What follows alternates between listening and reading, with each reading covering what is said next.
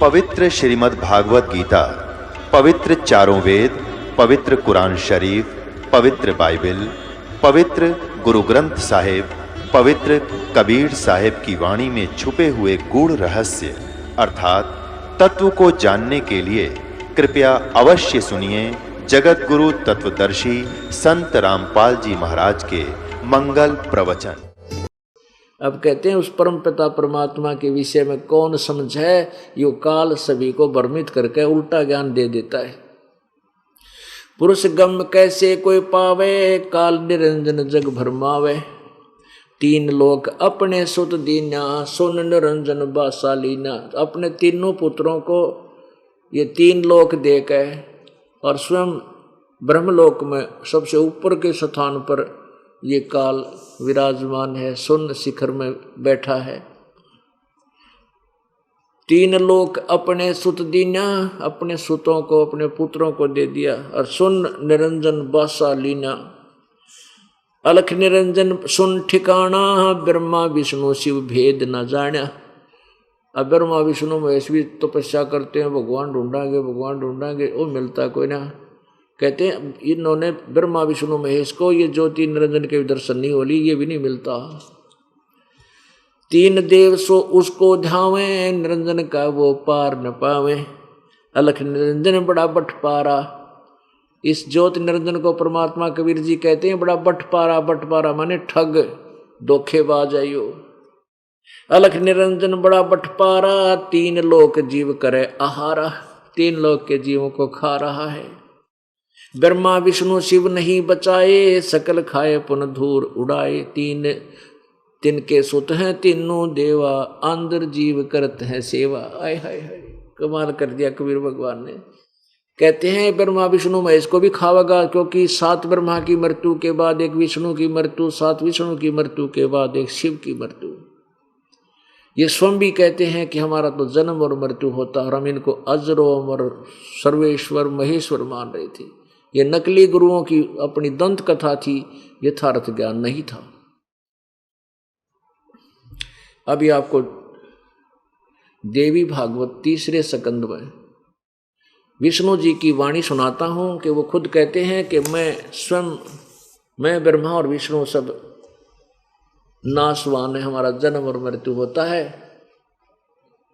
पुण्यात्माओं, ये ऐसा जटिल समस्या बन गई है, ये इन अज्ञानी गुरुओं ने उल्टा रंग ठोक रखा समाज में। अगर ये प्रमाण दास ना दिखावा तो एक बात भी मेरी समझ में नहीं आवा, आप कहने होगा झूठ बोला। और ये ऐसे प्रमाण दिखाए जाते हैं, दांता तुला उंगली दबा लेता है प्राणी कि रे तेरा गजब हो यो। इन रोज पढ़ा करते पुराना न कदे दिमाग में नहीं आई यह बात। तो काल ने सभी की बुद्धि हट रखी है इसको। तो कहता बुद्धि मेरे हाथ में सबकी, मेरे प्राणियों की। ये देखो पवित्र श्रीमद् देवी भागवत, ये दुर्गा पुराण, शक्ति पुराण,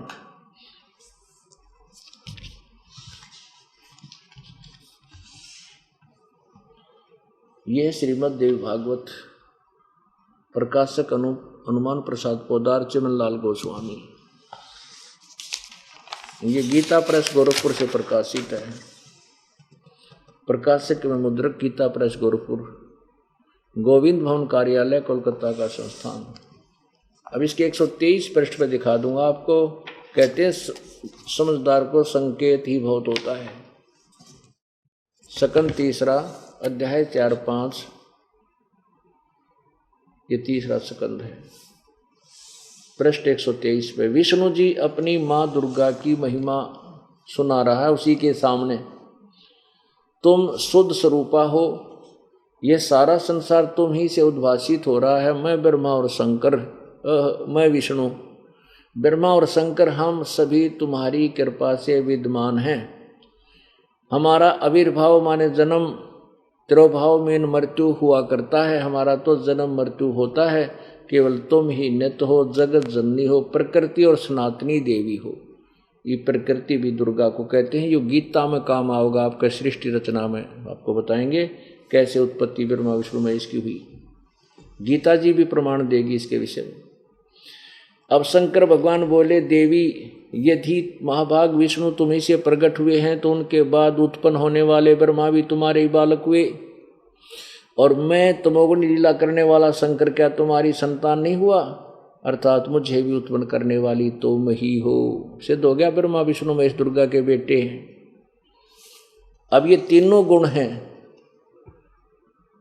ये, और देखिए इस संसार की सृष्टि सतिथि और संहार मैं तुम्हारे गुण सदा समर्थ हैं। उन्हीं तीनों गुणों से उत्पन्न हम ब्रह्मा विष्णु और शंकर नियमानुसार कार्य में तत्पर रहते हैं। अब परमात्मा क्या बताते हैं कबीर देव, 600 साल पहले ये वाणी लिखी थी, जो आज हमारे सदग्रंथ इसको सेकंड कर रहे हैं, समर्थन कर रहे हैं। और नकली गुरुओं ने जो गीत संस्कृत के ज्ञाता कहलाते थे, कह का भी पता नहीं था क्या लिखा सदग्रंथों में। अब देखिए परमात्मा कबीर जी की वाणी, 3 पुत्र अष्टंगी जाए, ब्रह्मा विष्णु शिव नाम धराए, 3 देव विस्तार चलावे, इनमें ये जग धोखा खावे। इन तीनों फिर क्या बताते हैं आगे, ब्रह्मा विष्णु शिव नहीं बचाए, सकल खाए पुन धूर उड़ाए। ब्रह्मा विष्णु महेश को भी खाएगा, ये भी मरेंगे आखिर में, इनको भी तपस्या पर बुनेगा, और नए पुण्यात्माओं को इसी पद पर अपने दुर्गा के माध्यम से अपने घर उत्पन्न कर लेगा। उनको अच्छी आत्माओं को फिर ब्रह्मा विष्णु महेश की पदवी दे देगा। और ये उस पहले वाले जो ब्रह्मा विष्णु महेश थे वो 84 लाख योनियों में आम जीव की तरह फिर ऐसे भटकते रहते हैं। अब क्या बताते हैं, तिनके सुत हैं तीनों देवा, ये आंधर जीव करत हैं सेवा। इस काल के बेटे हैं तीनों ब्रह्मा विष्णु महेश, और ये ज्ञानहीन प्राणी इन्हीं की पूजा करते रहते हैं। काल ब्रह्म सकल जग जाने, आदि ब्रह्म को ना पहचाने। तत्ब्रह्म आदि ब्रह्म सच्चिदानंद घन परमात्मा को नहीं जानते, इस काल ब्रह्म ने सभी इसी की महिमा गाते हैं। 3 देव और अवतारा, ताको भजे सकल संसारा। इन 3 देवताओं को और इन्हीं के अवतारों को सारा संसार इन्हीं की पूजा कर रहा है। 3 गुणों का ये विस्तारा, धर्मदास मैं कहूँ पुकारा। गुण तीनों की भक्ति में ये भूल पड़ो संसारे, कहे कबीर निज नाम बिना कैसे उतरे पार। अपनात्माओं आपको 10 मिनट का सत्संग और सुनाएंगे कि ब्रह्मा विष्णु महेश की पूजा में परमात्मा कहते हैं, गुण तीनों की भक्ति में, तीनों गुणों की साधना में ये भूल रहा संसार। इन्हीं की ब्रह्मा रजगुण ब्रह्मा सतगुण विष्णु तमगुण शिव जी की भक्ति में ये संसार भूला पड़ा है। और कहे कबीर उस सच्चे निज नाम बिना, यानी सत्य नाम बिना वे कैसे उतरोगे पार है। अब आपको दिखाते हैं श्री मद् भगवत गीता के 7वें अध्याय में, तीनों गुणों रजगुण ब्रह्मा सतगुण विष्णु तमगुण शिव जी की पूजा करने वालों को के संज्ञा दी है। अब आंखों अपने आप पढ़ियो अपनी आंखों के सामने, अब शिक्षित समाज है। अब देखिएगा ये श्रीमद् भगवत गीता, ये है, इसका अनुवाद करता है जय दयाल गोविंद का, और इसके 7वें अध्याय का 10 से लेकर 15 तक श्लोक ईव सुनाए जाएंगे जो आपके हृदय में समावेंगे। ये देखो, ओहो, अध्याय नंबर 7 श्लोक नंबर 12 में क्या कहा है, और भी जो सतोगुण से उत्पन्न होने वाले भाव हैं और जो रजोगुण से तथा तमोगुण से होने वाले भाव हैं, उन सबको मुझसे ही होने वाला ऐसे जान, परंतु वास्तव में उनमें मैं और वे मुझ में नहीं हैं। अब क्या कहता है ये काल भगवान के तीनों गुणों से जो भी हो रहा है, रजगुण ब्रह्मा से उत्पत्ति, सतगुण विष्णु से आपस में सतीथि प्रेम मोह ममता, और तमगुण शिव जी से संहार, इसका मुख्य कारण मैं हूँ। क्योंकि काल को 1 लाख जीव प्रतिदिन खाने पड़ते हैं मनुष्य शरीरधारी, और ये तीनों ब्रह्मा विष्णु महेश से ही यहाँ सारी व्यवस्था ये हो रही है। कहते हैं ये जो कुछ भी हो रहा है इनसे, इसका मुख्य कारण मैं हूं, लेकिन मैं इनमें नहीं और ये मुझ में नहीं, क्योंकि ये इनसे अलग 21वें ब्रह्मांड में रहता है और ये इस ब्रह्मांड के भी एक अलग जो शून्य स्थान है ऊपर सबसे ब्रह्मलोक के ऊपर, वहाँ रहता है। जहाँ इसकी इच्छा होती है वहाँ रह जाता है। तो ये कहता मैं इनमें नहीं, ये मुझ में नहीं। आगे 13 में देखो, ये 7वें अध्याय का 13वां, गुणों के कार्य रूप सात्विक, राजस और तामस, इन तीनों प्रकार के भावों से ही सारा संसार प्राणी समुदाय मोहित हो रहा है। इन तीनों गुणों से परे मुझ अविनाशी को नहीं जानता। तीनों गुणों ब्रह्मा विष्णु महेश से परे मुझ को नहीं जानते, ब्रह्म को भी नहीं जानते, ये इन्हीं तक सीमित हो गए। अब यहां देखो 14वें में क्या कहा, क्योंकि यह अलौकिक अर्थात अति अद्भुत त्रिगुण में मेरी माया बड़ी दुस्तर है, यानी खतरनाक है। ये ब्रह्मा विष्णु महेश के द्वारा जो जाल फैला दिया, कहते हैं बड़ी खतरनाक है। जो पुरुष मुझ को निरंतर भजते हैं वे इस माया का उल्लंघन कर जाते हैं, अर्थात संसार से तर जाते हैं। अब देखो यहाँ इसका मतलब है कि ये गुण भी भक्ति के हैं, क्योंकि इन तीनों गुणों से ऊपर परे सो मुझ जो निरंतर भजते हैं, इससे सिद्ध है ये तीनों गुण भी भक्ति करण के हैं। ब्रह्मा विष्णु महेश की भी कोई भक्ति करता है, कहते इनसे ऊपर मैं हूँ। अब जैसे देवी भागवत में आपने पढ़ा, दुर्गा कह रही है कि उस ब्रह्म की साधना करो, ब्रह्मलोक में रहता है।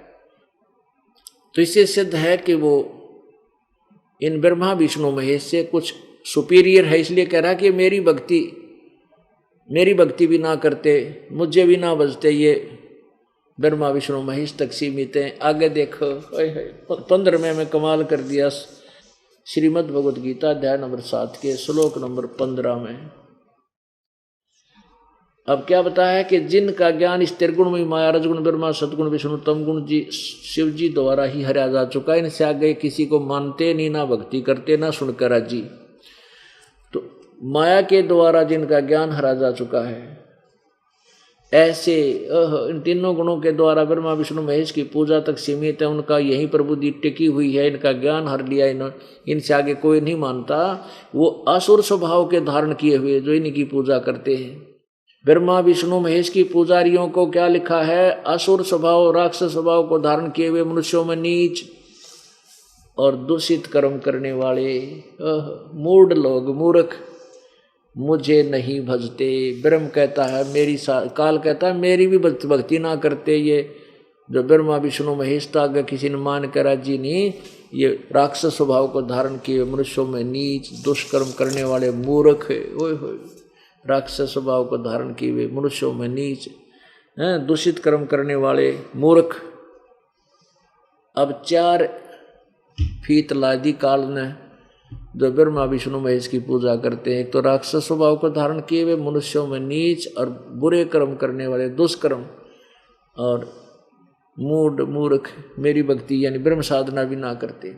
अब यहाँ ये कंसेप्ट और क्लियर करना पड़ेगा कि रजगुण ब्रह्मा है, सतगुण विष्णु, तमगुण शिव जी, अन्यथा यह बात समझ में आ नहीं सकती, क्योंकि जटिल समस्या कर दी, अज्ञान इतना फैला दिया, अज्ञानी संतों ने जुल्म कर रखा है। भगवान ने सारे उआ बाई बकिए, किसी ने ज्ञान नहीं था।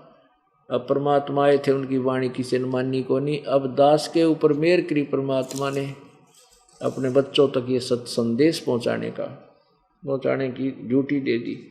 अब देखिएगा श्रीमद् देवी भागवत हिंदी टीका सहित भाग 1, ये कहाँ से छपी है, अथ देवी भागवतम सभाष्टीकम सहमात्यम, खेमराज श्री कृष्ण दास प्रकाशन, बंबई 4। इसके 3रे सखंड में चलते हैं। ये है अथ श्रीमद् देवी भागवते बासा टीका युक्ते 3 सकंद प्रारंभते, और फिर इसके यहाँ देखिएगा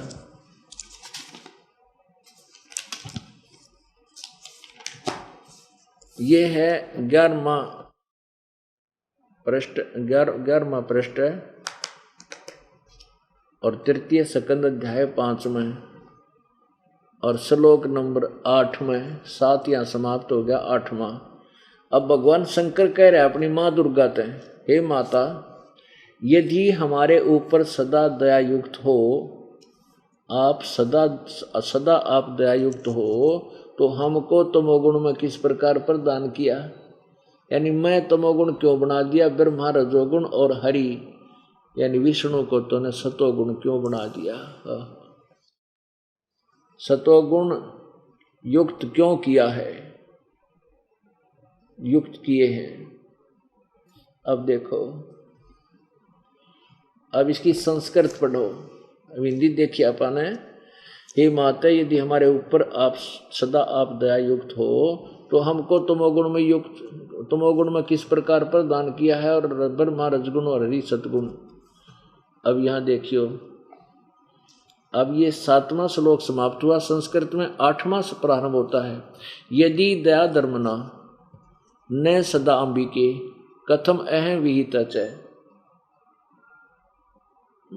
शंकर भगवान कहता है कि मुझे क्यों बना दिया, कथम माने कैसे, अहम माने मैं, विहिता माने बना दिया तमोगुण, मुझे तमोगुण क्यों बना दिया।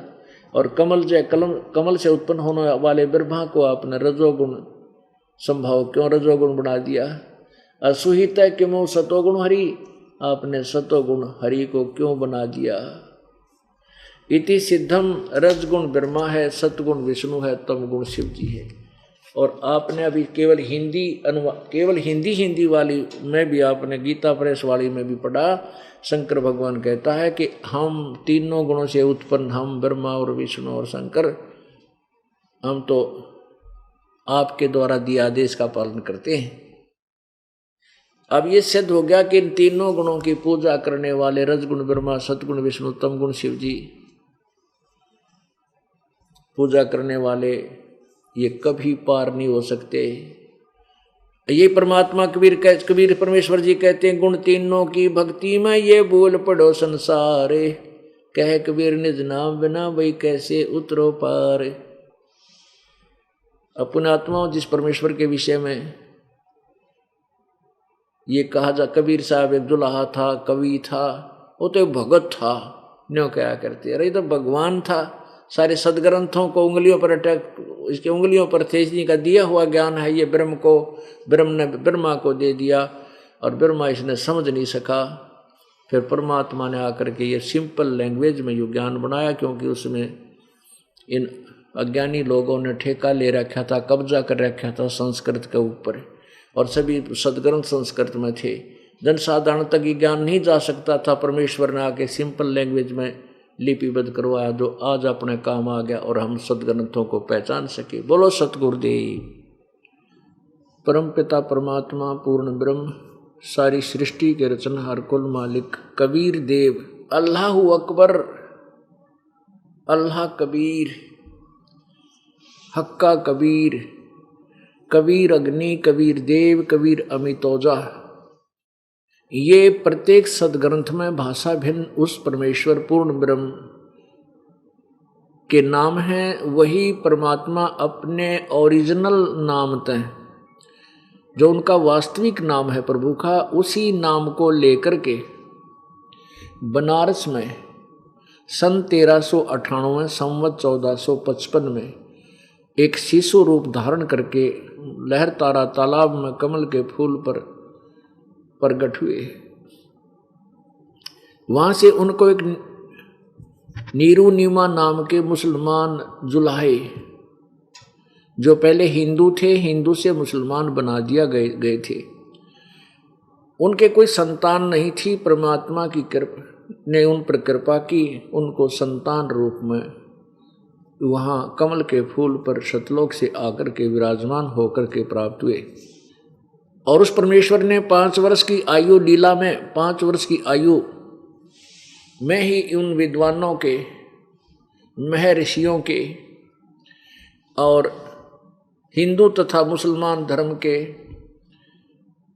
धर्म गुरुओं के छक्के छुड़ा दिए ज्ञान में। लेकिन उसमें क्या था कि उसमें शिक्षा का अभाव था, ना मुसलमान शिक्षित थे ना हिंदू शिक्षित थे। केवल एक वर्ग होता था, जैसे हिंदुओं में ब्राह्मण वर्ग, वो ही संस्कृत भाषा को पढ़ने का अधिकारी था। ऐसे ही कुछ मुल्ला और काजी आदि व्यक्ति ही अरबी भाषा से परिचित थे। परमात्मा कबीर देव जी उन सदग्रंथों में, जैसे पवित्र हिंदू धर्म के पवित्र सदग्रंथ पुराण, 18 पुराण, महाभारत, पवित्र वेद, चारों वेद, पवित्र श्रीमद् भगवत गीता, इनके गूढ़ रहस्यों को अपनी सिंपल लैंग्वेज में एक जनसाधारण समझ सके ऐसी भाषा में बोल के बताया करते थे। इसी प्रकार लेकिन उन हिंदू धर्म के गुरुओं ने परमेश्वर कबीर जी के उस अमृत ज्ञान को ये कहकर ठुकरा दिया कि ये झूठ बोलता है, ये संस्कृत से परिचित नहीं है, ये अशिक्षित है, वेदों और गीता और पुराणों को ये कैसे समझ सकता है। तो जनसाधारण ने ये बात स्वीकार कर ली कि ये बात सत्य है। हमारे गुरुओं की, ब्राह्मणों की ये बात सत्य है कि ब्राह्मण लोग संस्कृत जानते हैं और सदग्रंथ संस्कृत के अंदर लिपिबद्ध हैं। तो कबीर जी वेदों और गीता और पुराणों के विषय में नहीं जानते, जिस कारण से परमेश्वर की महिमा से अपरिचित रह गए वो हमारे पूर्वज जो अशिक्षित थे। इसी प्रकार परमात्मा कबीर देव जी पवित्र कुरान शरीफ के गूढ़ रहस्यों को बताया करते थे, पवित्र बाइबल के गूढ़ रहस्यों को बताया करते थे। ठीक इसी प्रकार मुसलमान धर्म के धर्म गुरुओं ने, मुल्ला और काजियों ने कबीर परमेश्वर के उस अमृत यथार्थ ज्ञान को ये कह करके नकारा कर दिया कि ये अरबी भाषा से अपरिचित है और पवित्र कुरान शरीफ अरबी भाषा में लिपिबद्ध है, ये झूठ बोलता है। पुण्यात्माओं कहते हैं सत्य को कुछ दिन दबाया जा सकता है, मिटाया नहीं जा सकता। अब वही परमात्मा द्वारा दिया गया अमृत ज्ञान आज आपके समक्ष प्रत्यक्ष हो रहा है और जिसकी गवाही पवित्र सभी पवित्र धर्मों की पवित्र सदग्रंथ दे रहे हैं कि कबीर जी जो कहते हैं ये सत्य है, ये सदग्रंथों में विद्यमान है। वो वाणी आज की नहीं, 600 वर्ष पहले की अमृत वाणी प्रभु की लिखी हुई लिपिबद्ध हमारे पास उपलब्ध है, जो आपको बोलकर सुनाते हैं। कबीर परमेश्वर कहा करते थे, वेद मेरा भेद है, मैं मिलूं वेदन से नाही, और जौन वेद से मैं मिलूं ये वेद जानते नाही। परमात्मा कबीर जी कहा करते ये चारों वेद मेरी ही महिमा गा रहे हैं, वो तत्व ब्रह्म मैं ही हूँ, मेरे विषय में जानकारी दे रहे हैं। लेकिन मेरी पूजा की विधि, मेरी प्राप्ति की विधि, मेरे सतलोक जाने की विधि इन चारों वेदों में वर्णित नहीं है। इसलिए इन वेदों में वर्णित विधि से मैं नहीं मिल सकता, परंतु मेरा भेद वेद मेरे विषय में संकेत कर दे रहे हैं। और जौन वेद से मैं मिलूं उस 5वें वेद से, जिस वेद से मैं मिलूं ये वेद जानते ना, यानी 5वां वेद जो अब आपके समक्ष प्रत्यक्ष हो रहा है इसके विषय में वेदों में वर्णन नहीं है। उस परमात्मा के पाने की विधि पर कबीर वाणी में है। कबीर वाणी कहो, कबीर वाणी कहो, और वो तत्वदर्शी संत ही उसको समझ और समझा सकता है। कबीर परमेश्वर जी ने इस दास को तत्वदर्शी संत बनाया और अब सदग्रंथों का गूढ़ रहस्य अपनी प्यारी आत्माओं तक पहुंचाया। पुण्यात्माओं, हम परमात्मा की भक्ति किस लिए करते हैं? जब तक हमें तत्व ज्ञान नहीं है तब तक हम अब फिर अपने पूर्व संस्कारों से जो पुण्य आत्मा होती हैं वो परमात्मा की तलाश खोज में रहती है। प्रारंभ कहाँ से करते हैं? उनको सुनने को मिलता है कि परमात्मा रोगी को स्वस्थ कर देता है, असाध्य रोग को भी ठीक कर सकता है, निर्धन को धनवान बना देता है, रंग को राजा बना देता है। आने वाली आपत्तियां जो प्रारब्ध के अंदर हमारे अंदर दुख होते हैं, जो हमारे पाप कर्मों के कारण हमें कष्ट आने होते हैं, उनसे भी बचाव कर देता है। इस उद्देश्य से हम परमात्मा की तलाश में चलते हैं।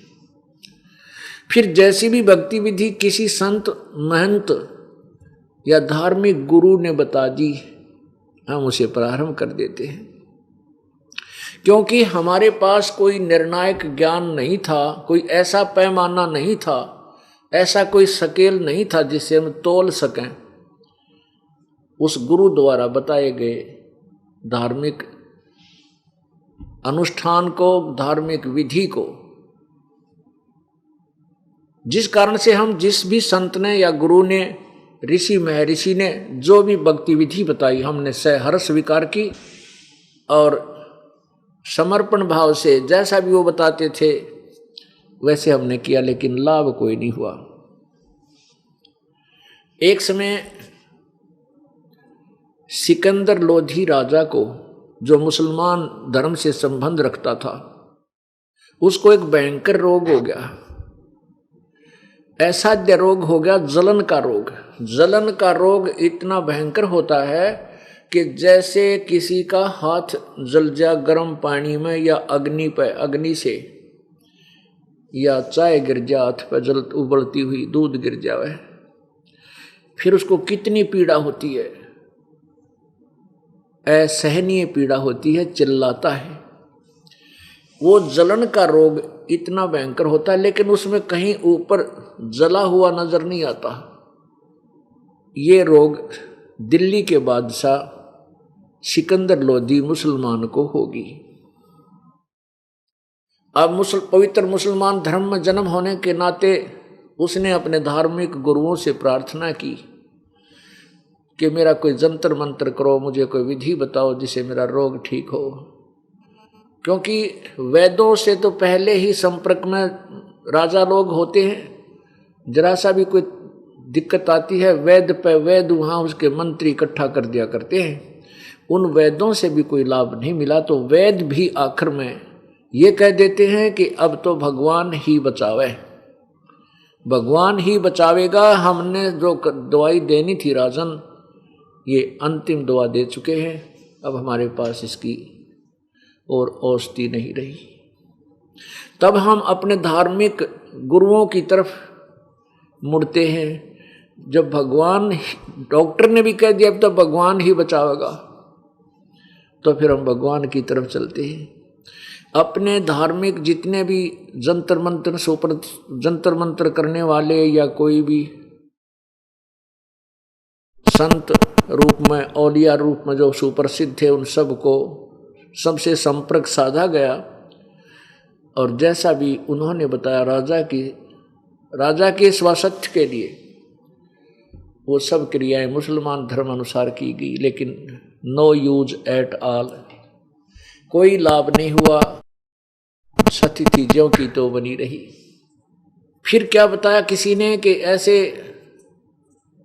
एक वहाँ धार्मिक गुरु हैं हिंदुओं का, वो बड़े पर पहुँचे हुए संत हैं, उनसे भी संपर्क साधा गया।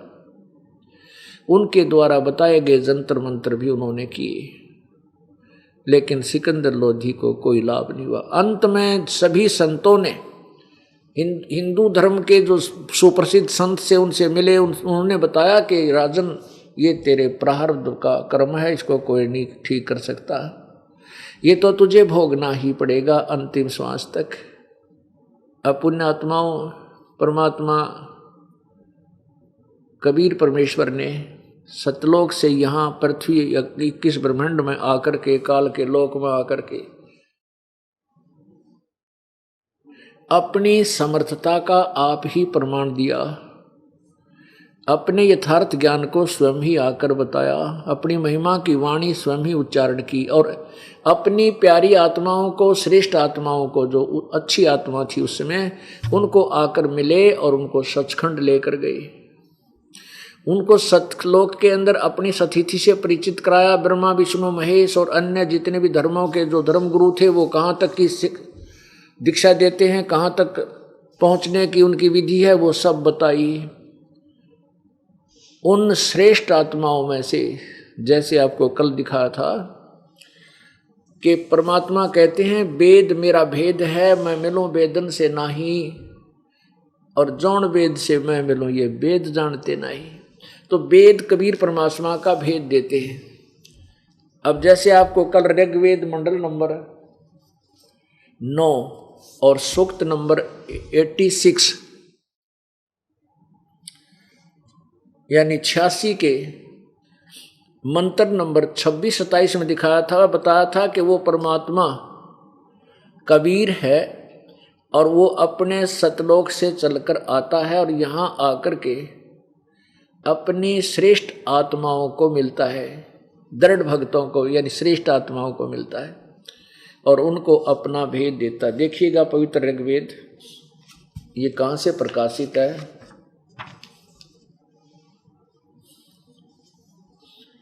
प्रकाशक हैं सर्वदेशी कार्य प्रतिनिधि सभा, महर्षि दान भवन, रामलीला मैदान, नई दिल्ली से। अब देखिएगा अध्याय नंबर 9 और सूक्त नंबर 86। ये है ऋग्वेद मंडल नंबर 9 सूक्त नंबर 86, 86 और मंत्र 26 में क्या कहा है। यज्ञ करने वाले यजमानों के लिए परमात्मा सब रास्तों को सुगम करता हुआ, यानी उनके सब जो बाधाएं हैं उनको दूर करता है और उनके विघ्नों को, उनकी आपत्तियों को मर्दन करता है, उन पे आने वाले कष्टों को, संकटों का नाश कर देता है और उनको पवित्र करता हुआ, अपने रूप को सरल करता हुआ।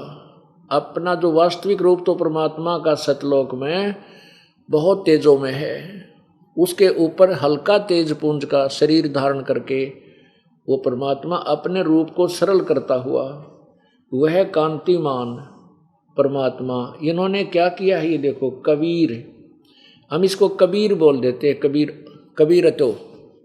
इन्होंने इस कबीर शब्द को ऐसे ये 2 अपसर्ग लगा दी कवि का और इसका नाम इसका अर्थ कर दिया करविज, सर्वज्ञ। हम यहाँ लिख दें वो कबीर परमात्मा, केवल कबीर देव लिख दें, कबीर प्रभु लिख दें। जैसे ये यजुर्वेद है, ये देखिएगा इसके ऊपर ये छोटा र लग गया है, इसको अलग लिखेंगे तो ऐसे यजु, ये यहाँ विद्धि लगा देते हैं। जहाँ पर ये वेद ना लिखा हो और केवल यजु ऐसे लिखा हो, 2 अपसर्ग लगा करके लिखा हो, तो भी अंडरस्टूड है ये यजुर्वेद है। जहाँ पर यजुर्वेद की महिमा बताई जा रही हो और केवल यजुर लिख दिया जाए, यजुर या यजुह, तो भी अंडरस्टूड है कि यजुर्वेद लिखना पड़ेगा जब इसका अनुवाद करेंगे। तो ऐसे ही यहाँ कबीर जो लिखा, कबीर, कवि कर दिया इन्होंने, कवि ही कबीर, तो इसको हम कबीर देव बोलते हैं, कबीर प्रभु, कबीर साहब। हम वै को वै बोलते हैं हमारी लोकल लैंग्वेज में। भारतवर्ष में विशेषकर शिक्षा जब तक ये नहीं थी, हम जैसे किसी का नाम धर्मवीर है, हम धर्मवीर बोलते हैं, धर्मवीर। और जैसे वेदों को हम वेद कहते हैं, तो ऐसे ही समझो कि ये कबीर देव है वो परमात्मा जो अपने यजमान माने भगत, अपने भक्तों के दुखों को सरल करता हुआ, रास्तों को सरल सुगम करता हुआ, उनके संकटों को खत्म करता हुआ, वो अपने रूप को सरल करके, अपने वास्तविक रूप को हल्का बना करके, विशेष तेजों में ना रख करके, सरल करके करता हुआ, वह करता हुआ वह कांतिमान। ये देखिएगा अपने रूप को सरल करता हुआ वह कांतिमान परमात्मा कबीर देव है। हमें लगते हैं कबीर देव, वो परमात्मा कबीर देव विद्युत के समान, ओह बिजली की तरह एकदम जैसे बिजली ऊपर चमकती है, इतनी देर में परमात्मा सतलोक से यहाँ लेता है। पहुँचूंगा क्षण एक में अपने जन के हित, ये उसी का प्रमाण है। क्रीड़ा करता हुआ वर्णीय पुरुषों को प्राप्त होता है। वर्णीय माने श्रेष्ठ, यानी अच्छी आत्माओं को, पुण्य आत्माओं को मिलता है। जैसे किस किस को मिला? आदरणीय धर्मदास साहिब जी को मिला, आदरणीय दादू साहिब जी को मिला, आदरणीय मुल्कदास साहिब जी को मिला, आदरणीय नानक साहिब जी को मिला, आदरणीय गीसा साहिब जी को मिला, आदरणीय गरीबदास साहिब जी को मिला। वो कबीर परमात्मा है। और इन प्रत्यक्ष दर्शा संतों ने उस कबीर परमात्मा जो धानक रूप में बनारस में आए थे, उसकी महिमा कलम तोड़ गाया लिख रखी है अपनी अमृतवाणियों में। आगे फिर देखिएगा, अब ये 27वां देखना। प्रेम की वे सैकड़ों धाराएं जो नाना रूप में सतिथि को लाभ कर रही हैं परमात्मा, वे परमात्मा को प्राप्त होती हैं। प्रकाश पुंज परमात्मा को बुद्धि वृत्तियां विजय करती हैं। जो परमात्मा ध्युलोक में, ध्युलोक माने ऊपर तेजों में लोक में, लोक के ध्युलोक माने तेजों में लोक, यानी सतलोक समझो इसको, तीसरे पृष्ठ पर विराजमान है। तीसरे पृष्ठ माने भाग, सतलोक के उस ऊपर के तेजों में लोक के तीसरे भाग में पृष्ठ में विराजमान है, वहां रहता, एक देशीय है और प्रकाश रूप है, यानी तेजों में है। उसको बुद्धि वृत्तियां प्रकाशित करती हैं। अब इसमें सिद्ध हो गया कि वो कबीर परमात्मा है जो ऊपर के तीसरे लोक में है। जैसे पहला लोक ब्रह्म का, दूसरा लोक परब्रह्म का, और तीसरा वो सतलोक है परमात्मा का। तो यहाँ से हम गिनते हैं तो ऐसे तीसरे लोक में जो कबीर देव, कबीर परमात्मा विद्यमान है, वहाँ रहता है। अब परमेश्वर ने स्वयं आकर के अपनी महिमा आप बताई है कि हम सतलोक में रहते हैं। दास गरीब अधर बसूं अवगत सत कबीर। आदरणीय गरीबदास साहिब जी ने परमेश्वर कबीर देव के विषय में बताया है कि वो परमात्मा ने हमें बताया कि मैं अधर यानी ऊपर के लोक में, सतलोक में रहता हूँ और यहाँ भी आता रहता हूँ। अब 9वें अध्याय के 82वें श्लोक में देखिएगा, मंडल नंबर 9 के सूक्त नंबर 82 में परमात्मा साकार है, मनुष्य सदृश्य है। ऋग्वेद मंडल नंबर 9 सूक्त 82 यानी 82 और पृष्ठ 269, क्योंकि आगे अगले पृष्ठ पाएगा इसका पूरा अनुवाद। मंत्र नंबर 1, जो सो माने सर्व उत्पादक प्रभु, यानी सबकी उत्पत्ति करने वाला परमात्मा, प्रकाश रूप, सद्गुणों की वृष्टि करने वाला, पापों के हरण करने वाला, पाप नाशक, वह राजेव, राजेव माने राजा जैसा, राजा की तरह, यानी साकार, राजा के समान दर्शनीय है, देखने योग्य है। फिर निराकार की तरह भाई, ये आर्य समाज के लोग, ये पदाधिकारी इस मोटे दिमाग वाले दयानंद की उस अज्ञान थ्योरी को ढोल पट बजा कर पीटते फिरा करते थे। परमात्मा निराकार है, वो एक देशीय नहीं है, और ये वेद कहने लग रहे, और वेदों को सिर पठाएं अंडर वेदों के बारे में क्या कहेगा पता नहीं इनको। अब इनके पेट में दर्द नहीं हो रहा थारी तो बिरान माटी होगी। जनता तुमसे गिन गिन का प्रश्न उत्तर करेगी, तुम्हारे पास जवाब नहीं, इसलिए शोर मचा दो, शायद थारी इज्जत बच जाना। ये तो बात खत्म हो ली, अब तो थारी खाल उतरेगी अच्छी तरह, और ये कहना छोड़ जाएंगे हम दयानंद के मानने वाले हैं, वो समय दूर नहीं है। ये देखिएगा दूसरा, ऋग्वेद मंडल नंबर 9 सूक्त 82। अब दूसरा मंत्र, हे परमात्मन, उपदेश करने की इच्छा से, यह आप तत्व ज्ञान प्रचार करने की इच्छा से आप महापुरुषों को प्राप्त होते हो, यहाँ आकर मिलते हो महान महान आत्माओं को, जैसे गरीबदास जी को मिले, दादूदास जी को मिले, धर्मदास जी को मिले, मुलुकदास जी को मिले, नानक साहिब को मिले, गरीबदास जी को मिले। तो कहते हैं इन महान आत्माओं को मिलते हो अपना ज्ञान प्रचार करने के उद्देश्य से। अब पाड़ी कौन सुनेगा? अनजान व्यक्ति जिसमें भक्ति का अंश नहीं, वो तो सुने नहीं मालिक की वाणी को। जो पुण्य आत्मा है वो चर्चा शुरू होते ही बैठ जाती है, कहा सुना बता भगवान के विषय। तो ऐसी पुण्य आत्माओं को जिनको चाह है प्रभु की, उनको आकर मिलते हैं, फिर वो समझ करके फिर परमात्मा का ढंडोरा वो अन्य समाज तक वो पीटते हैं, वो पुण्यात्मा दूसरे बताते हैं। ये देखो, हे परमात्मन, उपदेश करने की इच्छा से आप, यही नहीं कि द्वारा अनुवाद किया हुआ है, मैंने नहीं किया, ये देखो अनुवाद भी नहीं के द्वारा किया हुआ, जो ठेका ले रहे थे निराकार बताने का। हे परमात्मन, उपदेश करने की इच्छा से अर्थात तत्व ज्ञान प्रचार करने की इच्छा से आप महापुरुषों को प्राप्त होते हो। ओह, और आप अत्यंत गतिशील पदार्थ के समान, यानी पहुंचूंगा क्षण एक में, वहां पहुंच जाते हो जहां धार्मिक अनुष्ठान होते हैं। हमारे आध्यात्मिक यज्ञ को प्राप्त होते हैं, जहां धार्मिक अनुष्ठान होते हैं वहां परमात्मा पहुंच जाते हैं। और आप कबीर हैं। ओह, ये देखो ऊपर रह लगा हुआ कबीर, ये कबीर वेदस्य। अब कबीर का इन्होंने अपसर्ग लगा दिया। जैसे यजुर्वेद के ऊपर भी आधार होता है, उसको जहाँ पर भी ऐसा यजु लिखा होगा, यजु हो, तो अभी उसका अर्थ हम यजुर्वेद ही बोलेंगे, उसका यजुर्वेद के ही विषय में बोलेंगे।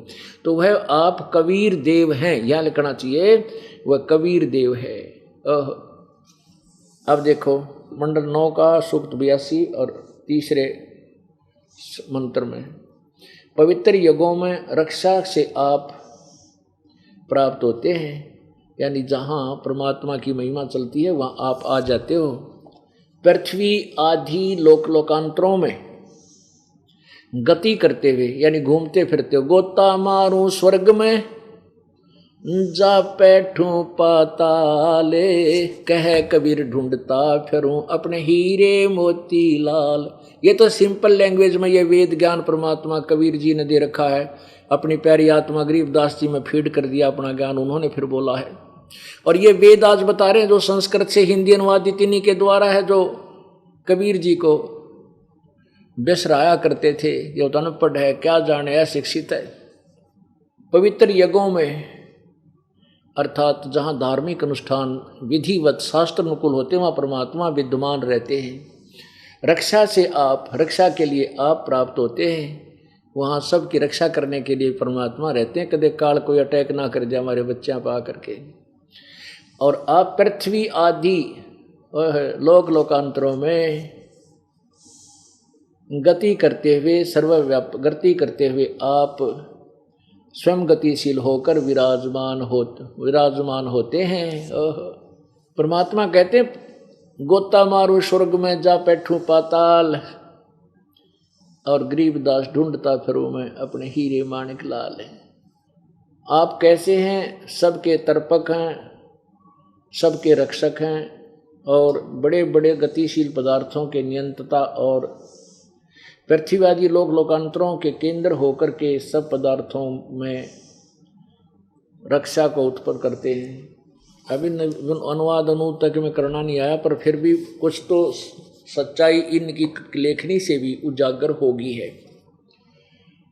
अभी ये कुछ दिखाने का तात्पर्य, दास का ये उद्देश्य, तात्पर्य ये है कि हमारा पवित्र हिंदू धर्म वेदों को ऑथेंटिक मानता है, बिल्कुल नो डाउट जो वेद में लिखा। अब वेद बताने लग रहे हो कबीर परमात्मा है, और वो जो परमात्मा की वाणी ये दास 15-20 वर्ष तक यही गुणगान गा रहा था जब तक वेद दास ने देखे भी ना थे। और ये वाणी आज की नहीं है, ये वाणी तो 600 वर्ष पहले और फिर आज से 250 वर्ष पहले कबीर साहब जी ने खुद और फिर गरीबदास जी को दी। वही गरीबदास जी ने ये ज्ञान प्रचार किया। आंखों देखा, गरीबदास जी ने स्वयं देखा परमात्मा को सतलोक में, फिर यहाँ आकर बताया कि वो कबीर परमात्मा है। जो बनारस में जुलाहे रूप में धानक रूप में भूमिका किया करता था।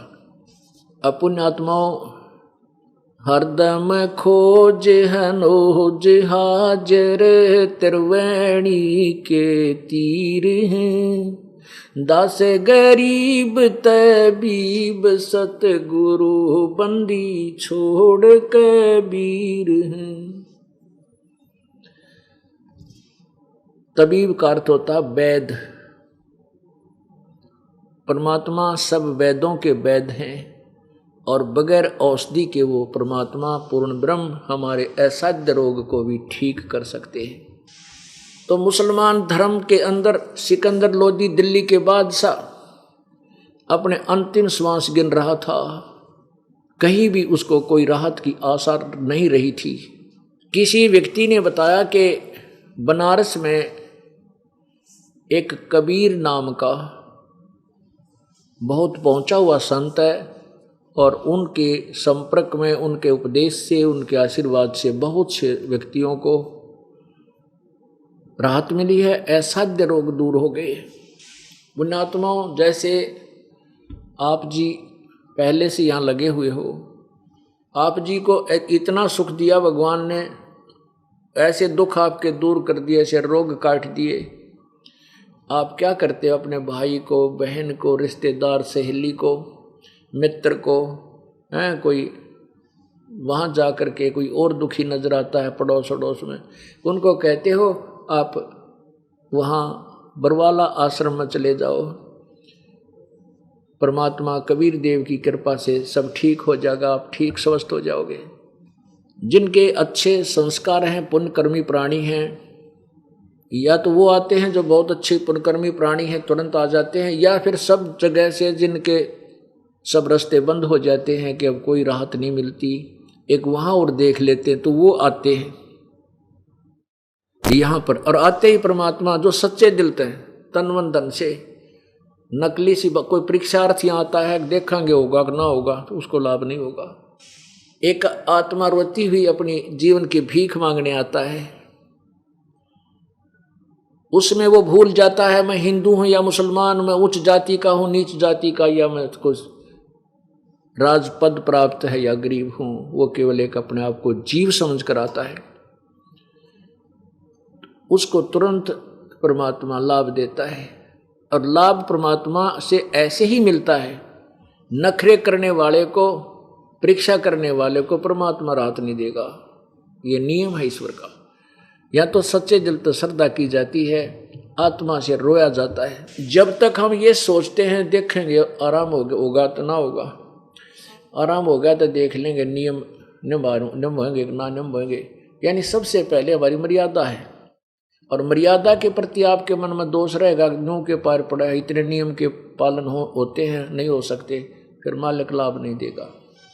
तो पुण्यात्माओं, ऐसे ही जैसे किसी एक ने किसी को बताया, उसने मंत्री से कहा, फिर दूसरे ने बताया, उसने मंत्री से कहा, तीसरे मंत्री से कहा, तो सब मंत्रियों के पास ये बात फैल गई कि बनारस में कोई कबीर नाम का परम संत है, उसे बहुत व्यक्तियों को के असाध्य रोग भी ठीक हो गए हैं।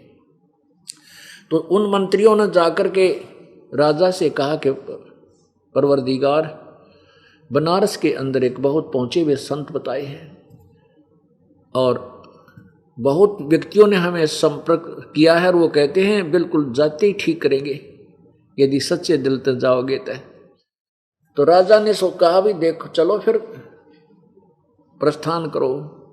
पहले 2 घुड़सवार भेज दिए कि जा करके वीरदेव सिंह बघेल जो काशी नरेश था, वो दिल्ली के बादशाह के ही अंतर्गत थे, वो छोटे राजा थे और ये सम्राट था, दिल्ली का बादशाह सम्राट था और बाकी छोटे राजा थे। वहाँ संदेशा भिजवा दिया कि दिल्ली के बादशाह सिकंदर लोधी बनारस आ रहे हैं। तो उधर अपने प्रधान यानी मुख्य राजा के आने के आगमन पर उस वीरदेव सिंह बघेल काशी नरेश ने सब तैयारियां की, शहर को खूब सुथरा सजा दिया, अलग से रेस्ट हाउस के अंदर रुकने की बहुत अच्छी व्यवस्था, काजू किस्म सेब संतरे सब जो भी वो खाने के लिए मांगते थे सब व्यवस्था तैयार करवा दी। और वीरदेव सिंह बघेल कबीर परमात्मा के शिष्य हो चुके थे। उनकी ऐसे ही लीलाओं को देखकर, उनके ईश्वरीय गुणों को देख करके, परमेश्वरीय गुणों को देख करके वो उनके शिष्य हो गए थे। अब सिकंदर लोधी सैकड़ों बॉडीगार्डों के साथ, अंगरक्षकों के साथ हाथी के ऊपर बैठकर, हाथी के ऊपर एक रूम बनाया होता है, बहुत सुंदर रूम बना दिया जाता है, उसको अंबारी बोलते थे, अंबारी। उसमें बैठकर के राजा बनारस पहुंचा। वीरदेव सिंह बघेल, काशी नरेश ने अपने महाराज के लिए पूरी मेज के ऊपर काजू, किस्म, सेब, संतरे, सब प्रकार के फल काट कर, छोल कर और बड़े श्रद्धा से रखवा दिए और कहा, प्रभु परवरदिगार आप जलपान कीजिए, नाश्ता कीजिए। अब उसकी मेहमानी को देख करके, खातिरदारी को, यानी उनकी रिस्पेक्ट को देख करके सिकंदर लोधी बड़ा प्रसन्न हुआ और कहा, वीरदेव सिंह, मैं तेरे इस स्वागत का, मेरे स्वागत का धन्यवाद करता हूँ। मैं तेरे से अति प्रसन्न हूँ, लेकिन मैं खा कुछ नहीं सकता, मुझे माफ कर। तो वीरदेव सिंह बघेल ने पूछा, क्या बात राजन, कोई अस्वस्थ हो? अस्वस्थ क्या, मैं तो अंतिम सांस गिन रहा हूँ। और मैंने सुना है कि यहाँ कोई कबीर नाम का संत है, क्या आप परिचित हो? सुना है कि वो शायद मेरा इलाज कर सके। ज्यों ही वीरदेव सिंह को परमेश्वर के बारे में, उसके मुखारविंद, राजा के मुखारविंद से नाम सुना, आंखों में नीर भर गया और कहा, राजन अब आप ठीक ठिकाने आ गए हो। वीरदेव सिंह बघेल ने कहा कि आप अब सही ठिकाने आ गए हो और आपको राहत मिल सकता है, अवश्य मिलेगा। तो क्या तुम, वीरदेव सिंह बघेल से पूछा कि उसको बुला कर लाओ, फिर ऐसे महात्मा है तो। अब वीर सिंह बघेल उनका यानी छोटा राजा, वो एक महाराज, पूरे भारतवर्ष के राजा, और वो एक छोटी सी रियासत यानी एक छोटे से शहर के राजा। करबद्ध खड़ा होकर के वीरदेव सिंह बघेल कहने लगा कि जो आपका हुक्म सिरोधारी है महाराज, एक मेरी अर्ज भी है साथ में, अगर स्वीकार्य हो तो। सिकंदर लोधी ने कहा, बोल क्या बात है? कि कहते हैं राज संतों को बुलाया नहीं जाता, वहाँ स्वयं जाना चाहिए। यदि हम आदेश अनुसार उनको बुला भी लेंगे, पकड़ के भी ले आवांगे, ना आए तो, क्योंकि हमारे पास फोर्स है, और वो प्रसन्न ना हुए और आशीर्वाद नहीं दिया हृदय से, तो फिर कोई लाभ नहीं मिलेगा। फिर सिकंदर लोधी ने कहा कि फिर मत बुलाना, हम चलेंगे उनके द्वार पे, कहाँ रहते हैं वो संत। यही विचार करके वीर सिंह बघेल ने, पता था कि दिन में तो परमात्मा कहीं कपड़ा बुनते हैं या कहीं सत्संग आदि में चले जाते हैं अपने आसपास नगर में किसी भक्तों से मिलने, और शाम के समय रामानंद नाम के एक महर्षि रामानंद जी, वो ब्राह्मण जाति से संबंध रखते थे। वो भी कबीर परमात्मा की कृपा से उनके तत्व ज्ञान को और उनकी समर्थता को आंखों देख करके, सब प्रमाणों को और सतलोक को देख करके वो कबीर जी के शिष्य हो चुके थे। लेकिन परमात्मा कबीर जी ने कहा था कि आप मेरे औपचारिक गुरु बने रहना, नहीं तो काल के दूत और ये काल भगवान आने वाले समय में समाज को भ्रमित कर देगा कि कबीर जी ने कौन सा गुरु बनाया था। गुरु की आवश्यकता नहीं है और गुरु के बिना पार जीव हो नहीं सकता। इसलिए रामानंद जी ने केवल लोग दिखावा अपने आप को परमेश्वर कबीर जी के गुरु बने थे, लेकिन अंदर से वो उनको भगवान तुल्य श्रद्धा रखते थे कबीर जी में। और कबीर परमात्मा शाम के समय प्रतिदिन स्वामी रामानंद जी के उस आश्रम में जाते थे। तो वीर सिंह बघेल को पता था कि शाम के समय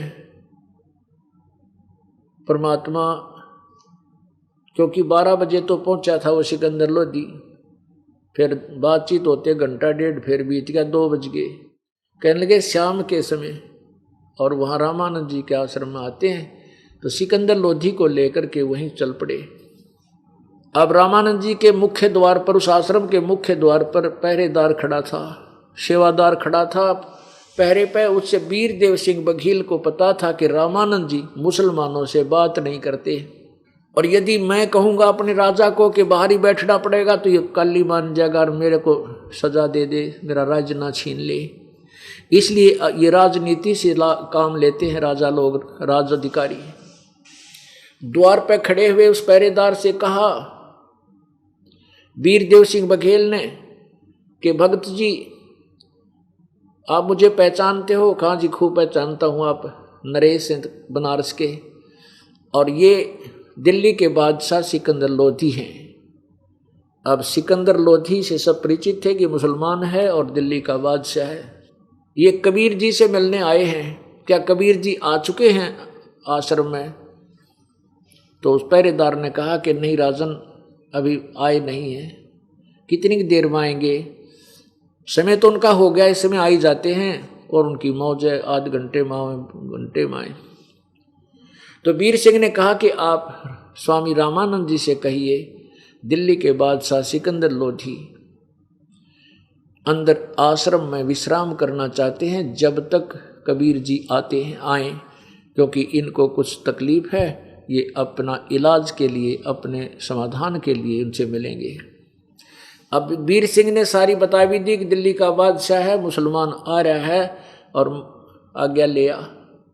वीर सिंह को पता था कि स्वामी रामानंद जी जो थे ये अन्य जाति वालों से तो प्यार करने लग गए थे, छुआछूत ये तो भूल गए थे कबीर परमात्मा की कृपा से, लेकिन मुसलमानों से अब भी नफरत किया करते थे। अब वो पहरेदार अंदर गया, रामानंद जी साथ ही बैठे थे थोड़ी सी साइड में, और पहरेदार ने कहा कि महाराज स्वामी जी दिल्ली के बादशाह सिकंदर लोधी आए हुए हैं, वो कबीर जी से मिलना चाहते हैं, तब तक वो यहाँ आश्रम में आपके यहाँ आना चाहते हैं। अब रामानंद जी ने कहा कि उसको कह दो वो बाहर ही खड़ा रहे, उन काफिरों के, उन मलेच्छों के लिए जो मांस खाते हैं उनके लिए मेरे आश्रम में स्थान नहीं है। ये वचन जो ऊंचे आवाज से रामानंद बोल रहा था, सिकंदर लोधी भी सुन रहा था।